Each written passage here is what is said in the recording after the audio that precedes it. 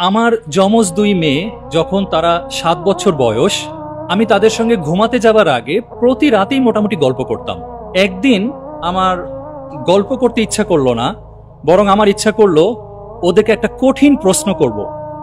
7 বছর বয়স, এই যে তাকে নার্চার করছি, ইসলাম বিষয়ে জানছে, পরিবার থেকে অনেক কিছু শিখছে, আসলে ওরা কতখানি কি শিখলো আমার হঠাৎ একদিন এক রাতে পরীক্ষা করতে ইচ্ছা করলো। এবং আমার মনে হচ্ছিল এই পরীক্ষাটা আমার নেওয়া উচিত হবে না, তারপরেও আমি না নিয়ে থাকতে পারছিলাম না, কেন জানি। ঘটনাটা এমন, আমি আমার দুই মেয়ে, আবারও বলি মনে মনে কল্পনা করবেন কিন্তু, 7 বছর বয়সের দুজন শিশু, যথেষ্ট ছোট। তা আমি ওদেরকে জিজ্ঞেস করলাম, আচ্ছা আম্মু, ধরে নাও তোমরা অনেক বড় হয়ে গেছো এবং তোমরা রাষ্ট্রের গুরুত্বপূর্ণ দায়িত্ব পেয়ে গেছো। তো ওরা দুজন হাসে। আমি বললাম, ধরে নাও তোমরা রাষ্ট্রের বিচার ব্যবস্থার দায়িত্ব পেয়েছো, তোমরা বিচার কাজ সম্পাদন করো। ভালো কথা, ওরা বলল ঠিক আছে, ধরে নিলাম।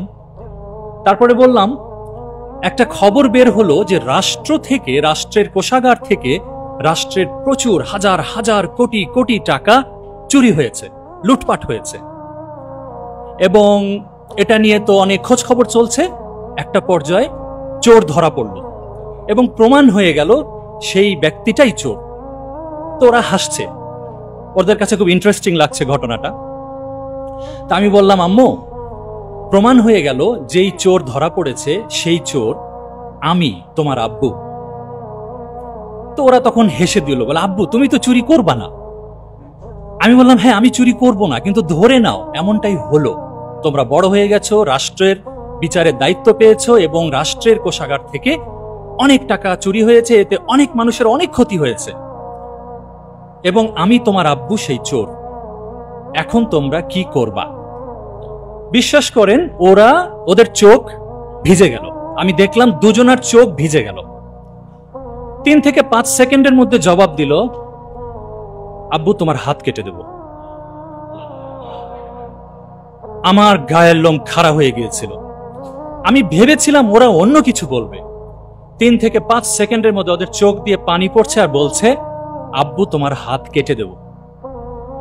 আমি খুশিতে আলহামদুলিল্লাহ বললাম এবং আমি বলেই ফেলছিলাম যে আম্মু, আমি বিশ্বাস করতে পারছিলাম না যে তোমরা এত দ্রুত এই জবাবটা দেবে।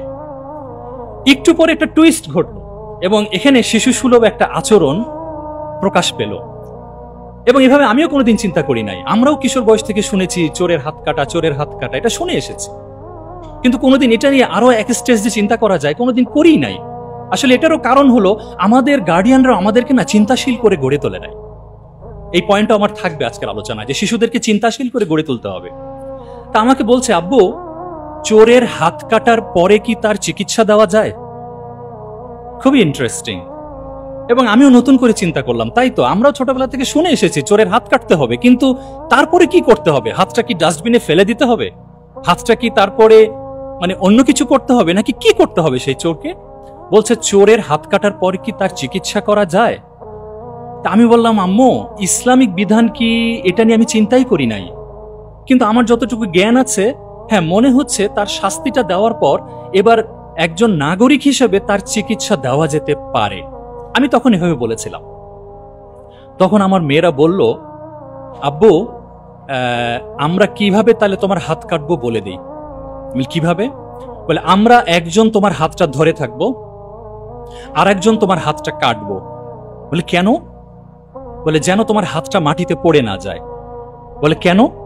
বলে কারণ হাতটা মাটিতে পড়ে গেলে ময়লা ধুলা লাগবে, তখন ইনফেকশন হয়ে যাবে। আমরা তাড়াতাড়ি তোমার কাটা হাত আর তোমাকে নিয়ে হাসপাতালে যাব, ডাক্তারকে বলবো সেলাই করে হাতটা লাগায় দেন। আমি অবাক হলাম, এইরকম একটা উদ্ভট চিন্তা ওদের মাথায় কিভাবে আসলো। আমি বললাম, আম্মু তোমরা এটা কেন করবা? বলে আব্বু বিচারক হয়ে তোমার হাত কাটবো আর আমরা মেয়ে হয়ে তোমার চিকিৎসা দেব। যাই হোক, এই গল্পটা আমি এই জন্য শেয়ার করলাম, আমি একদম বিন্দুমাত্র কোনো ডায়ালগ আমি নিজের মতো করে চেঞ্জ করে বলি নাই আপনাদেরকে। এক্স্যাক্টলি সেই রাতে এটাই ঘটেছিল। 7 বছর বয়সে এবং আমি তখন থেকে উপলব্ধি করলাম যে হ্যাঁ, আমি যেইভাবে আল্লাহ সুবহানাহু ওয়া তাআলা আমাকে প্যারেন্টিং করার তৌফিক দিয়েছেন, মনে হচ্ছে অল্প হলেও কাজে লাগছে। সন্তান প্রতিপালনের এমন প্র্যাকটিক্যাল ও জরুরি তথ্যের জন্য পড়ুন সন্তান প্রতিপালনে এ যুগের চ্যালেঞ্জ।